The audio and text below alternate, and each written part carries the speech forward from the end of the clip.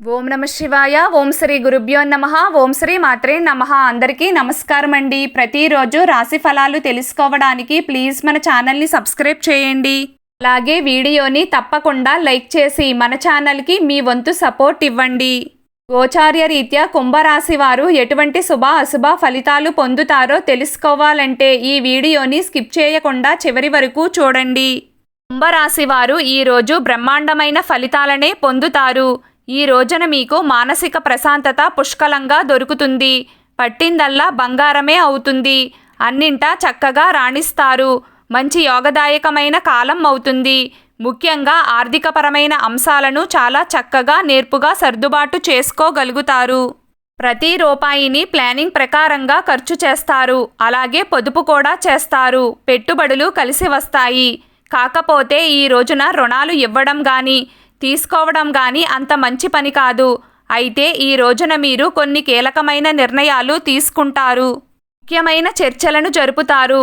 Important విషయాల గురించి కుటుంబ సభ్యులతో చర్చిస్తారు. ఆస్తులకు సంబంధించి కొన్ని నిర్ణయాలు తీసుకుంటారు. భవిష్యత్తు కోసం ప్రణాళికలు వేస్తారు. కుంభరాశి వారికి ఈ రోజున సంఘంలో గౌరవ మర్యాదలు లభిస్తాయి. మంచి పనులు చేయడం వలన మిమ్మల్ని అందరూ పొగుడుతారు. అయితే శత్రువుల విషయంలో చాలా అప్రమత్తంగా ఉండాల్సి ఉంటుంది. కావేమో అన్న పనుల పట్ల కదలికలు ప్రారంభమవుతాయి. పెండింగ్లో ఉన్న పనులను మీరే తిరిగి మొదలు పెడతారు.